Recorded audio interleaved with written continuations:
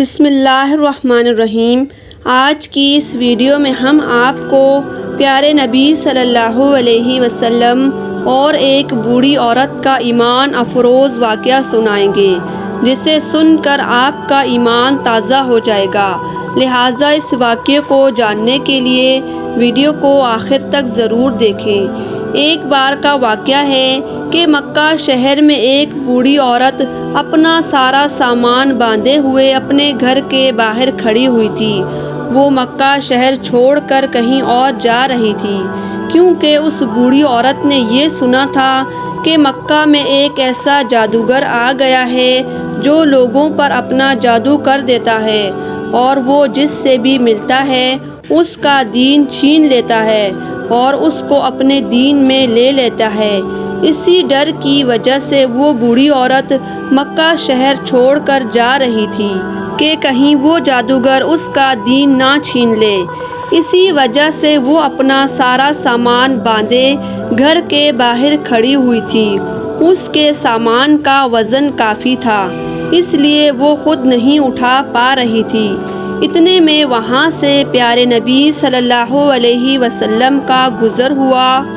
آپ کو دیکھ کر وہ بوڑھی عورت کہنے لگی، اے بیٹے، ذرا ادھر تو آؤ اور میرا یہ سامان میرے سر پر رکھ دو۔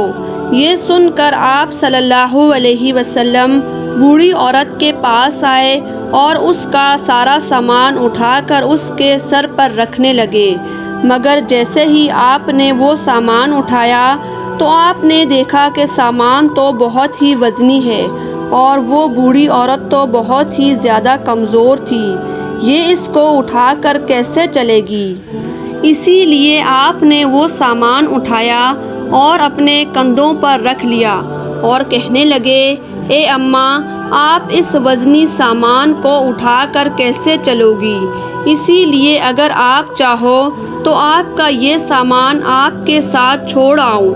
تو یہ سن کر بوڑھی عورت بہت خوش ہوئی اور کہنے لگی، بیٹے، اس سے بڑی مہربانی میرے لیے اور کیا ہو سکتی ہے؟ اس کے بعد آپ صلی اللہ علیہ وسلم نے وہ وزنی سامان اٹھایا اور بوڑھی عورت کے ساتھ چلنے لگے۔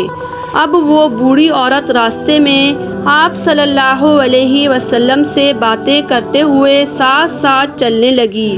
راستے میں آپ صلی اللہ علیہ وسلم نے اس بوڑھی عورت سے کہا کہ اے اماں، آپ مکہ شہر چھوڑ کر کیوں جا رہی ہیں؟ تو یہ سن کر بوڑھی عورت نے کہا، بیٹا، کیا تمہیں معلوم نہیں کہ ہمارے مکہ شہر میں ایک ایسا جادوگر آ گیا ہے جس کا نام محمد ہے، جو لوگوں پر اپنا جادو کر دیتا ہے اور ان سے ان کا دین چھین لیتا ہے۔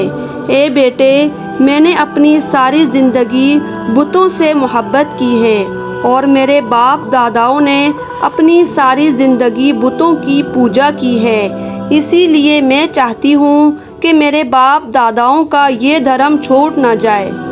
اے بیٹے، مجھے ڈر ہے کہ میں اگر اس مکہ شہر میں رہی تو کبھی نہ کبھی اس جادوگر کا سامنا مجھ سے ہو جائے گا اور وہ میرے دین دھرم کو مجھ سے چھین لے گا اور اپنے دین میں مجھ کو داخل کر لے گا۔ بس اسی ڈر کی وجہ سے میں یہ شہر چھوڑ کر کہیں اور جا رہی ہوں۔ بوڑھی عورت کی ان باتوں کو سن کر پیارے نبی صلی اللہ علیہ وسلم کچھ نہ بولے اور چلتے رہے۔ پھر آپ نے اس بوڑھی عورت کا سامان اس کی منزل تک پہنچا دیا اور وہاں سے لوٹنے لگے۔ وہ بوڑھی عورت کہنے لگی، اے بیٹے، مجھے اپنا نام تو بتاتے چلو۔ جب یہاں کے لوگ مجھ سے پوچھیں گے کہ تم مکہ شہر کیوں چھوڑ کر آئی ہو، تو میں ان کو بتاؤں گی کہ مکہ شہر میں محمد نام کا ایک ایسا جادوگر آ گیا ہے جو لوگوں پر جادو کر کے ان کا دین چھین لیتا ہے۔ یہ سن کر وہ لوگ مکہ کو برا بھلا کہیں گے اور پھر میں ان سے کہوں گی کہ مکہ شہر میں ایک اتنا اچھا نوجوان بھی رہتا ہے جس نے میرا بھاری سامان اپنے کندھوں پر لاد کر یہاں تک پہنچایا ہے اور میری بہت مدد کی ہے، اور اس طرح سے میں ان کو تمہارا نام بھی بتا دوں گی۔